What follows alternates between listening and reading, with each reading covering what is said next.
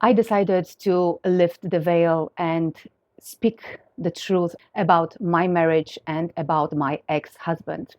I am recording this video to speak my truth and to show my perspective of the things that happened to me and who my ex-husband truly is when you take his mask off.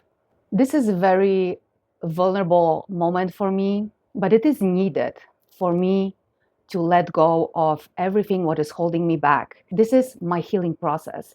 And I think every person who was abused in the relationship should speak the truth. And because I am preaching that, I would like to be an example. This video is not only to prove that the smear campaign that was done to me is not true. And I hope that people who are listening to my ex-husband will be able to hear what I will be saying and they can make their own mature decision about what to do with that information. The truth that I am speaking today is exactly the speech that I did on December 19th, 2024 in the court in front of the judge. Whatever I'm speaking here is the truth, and what I am speaking is based on actions of my husband and the pain that I was going through the whole relationship. I will start. It is incredibly difficult for me to be in this room with my husband. I would prefer an online meeting, but I understand that in-person meeting might be better for reaching an agreement.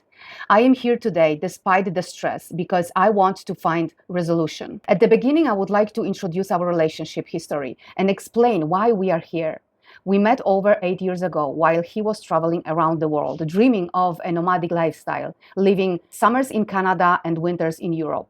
After a couple of months of dating and traveling together, he convinced me to leave my life behind in Poland, including my successful dance school, my family and friends, to start a new life with him in Canada. He promised me a better life, and I trusted him that even though my English was very basic, I didn't speak French and had no family and friends there, I would get the support I needed from him. But that didn't happen. My life slowly but surely turned into a nightmare. The truth is that I faced significant challenges adjusting to a new country, culture, and language. I didn't have anyone besides him in Canada. I had no income and no one who I could count on.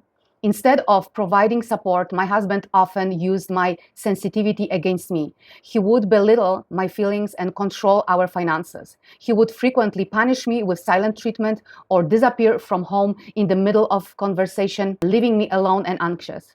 Just 6 months after our marriage, he informed me that he doesn't want kids with me anymore. It was devastating. He gave me an awful choice.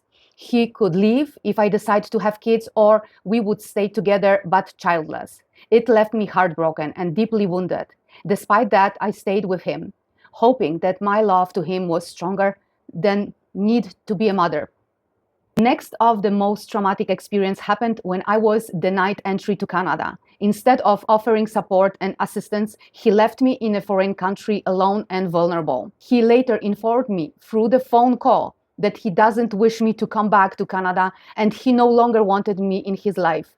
I was exhausted and confused about what happened.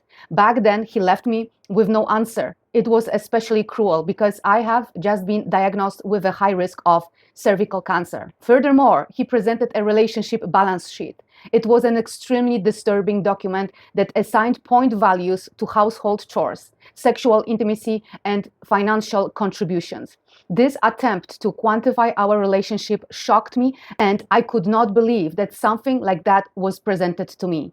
Even now, I am still in shock. This chart made me feel like I had to have sex with him to balance out his financial contributions.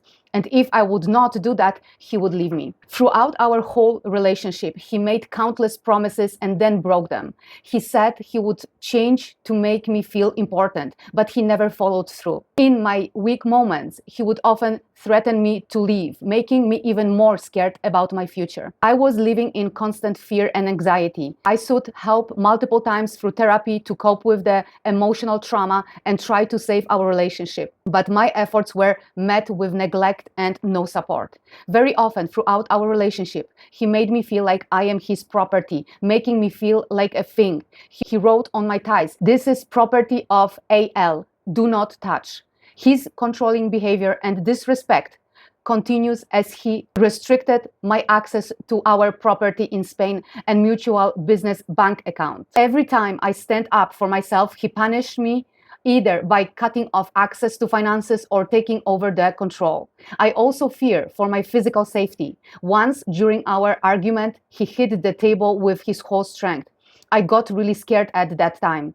This incident, combined with his history of violent outbursts, left me terrified. I was and still am afraid he might physically harm me. It is important to note that our lifestyle was characterized by luxury. We frequently dined at fine restaurants and embarked on extravagant trips. My husband's remote work and earnings allowed us to travel together, and I put my career on hold to support his career. My husband continues to thrive professionally while I struggle with my emotional and financial consequences of his actions. His career has only grown stronger, especially after switching from hourly billing to project-based work. That allowed him to proudly announce on his blog that after this change, his income doubled. His controlling behavior continues during the divorce process. His attempts to monitor my activities and access my private information were deeply disturbing, forcing me to disappear from social media for my own safety. Throughout the whole legal proceeding, I had to rely on my elderly parents for financial support to navigate this difficult time.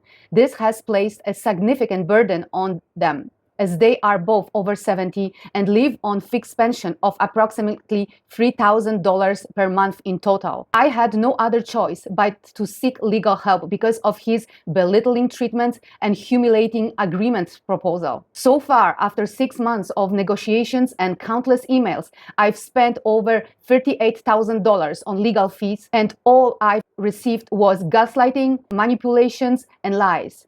In my life, I value three qualities the most: truth, respect, and justice.